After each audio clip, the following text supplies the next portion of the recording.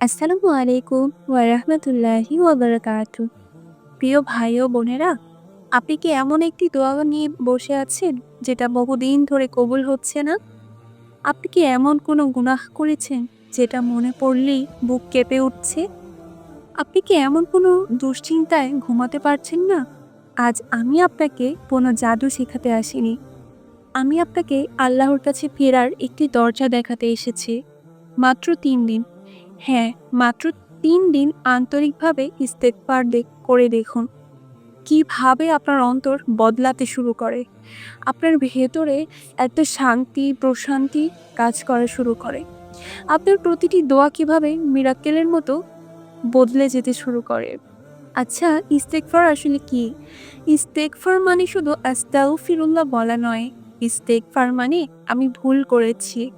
আমি সীমা লঙ্ঘন করেছি। আমি গাফিল ছিলাম। ইয়া আল্লাহ, আমাকে তুমি ক্ষমা করে দাও। আমি গাফিল ছিলাম, ইয়া আল্লাহ, আমাকে তুমি ক্ষমা করে দাও। ইস্তিগফার মানে আত্মসমর্পণ করা, অনুতপ্ত হওয়া। আল্লাহ কুরআনে সূরা নূহে বলেছেন, তোমরা তোমাদের রবের কাছে ক্ষমা চাও। নিশ্চয়ই তিনি পরম ক্ষমাশীল। তিনি আকাশ থেকে বৃষ্টি বর্ষণ করবেন, সম্পদ, সন্তান বৃদ্ধি করবেন। এটা কোনো মোটিভেশনাল কথা না, এটা রবের ওয়াদা। আর আল্লাহ কখনো তার ওয়াদা ভঙ্গ করেন না। এটা কিন্তু কোরআনের কথা। বাস্তব একটি গল্প তুলে ধরা হলো। একটি গোপন গোনা। এক যুবক বাইরে থেকে খুব ভালো, কিন্তু গোপনে হারাম সম্পর্কে জড়িয়ে পড়েছিল। সে বারবার দোয়া করত, আল্লাহ আমাকে বাঁচান, হে আল্লাহ আমাকে বাঁচান আপনি। কিন্তু কোনোভাবেই এই খারাপ পথ সে ছাড়তে পারছিল না। একদিন সে সিদ্ধান্ত নিল, মাত্র ৩ দিন ইস্তেগফার করে দেখি তো কোনো পরিবর্তন আসে কিনা। যদি পরিবর্তন আসে তাহলে কন্টিনিউয়াসলি করব, আর যদি পরিবর্তন না আসে তাহলে ছেড়ে দিব। সে প্রথম দিন শুরু করলো, শুধু তার ঠোঁট নড়ছিল।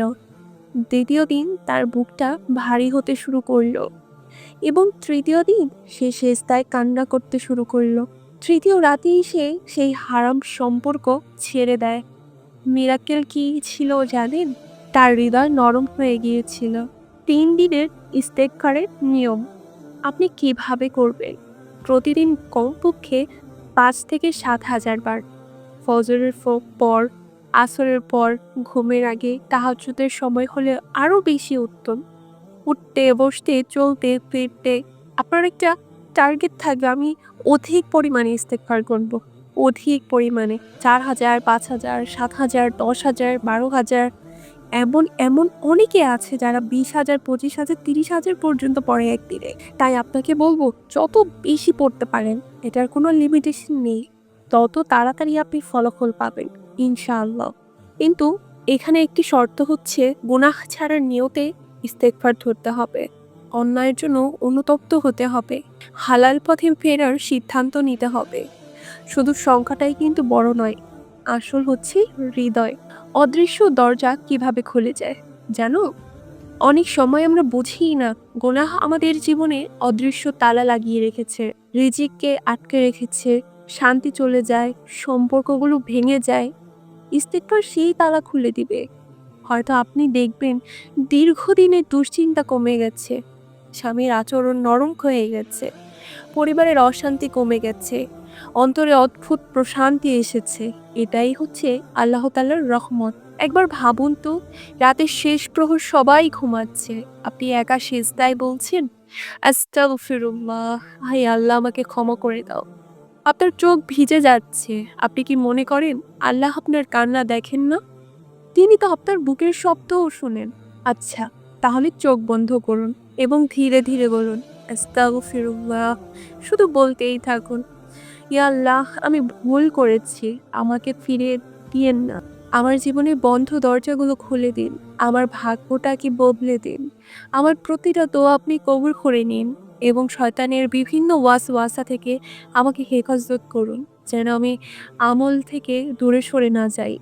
মাত্র ৩ দিন, মাত্র ৩ দিন চেষ্টা করুন। মন থেকে করুন, সংখ্যার জন্য না, শুধু তাহলে আল্লাহর কাছে প্রিয় হওয়ার জন্য।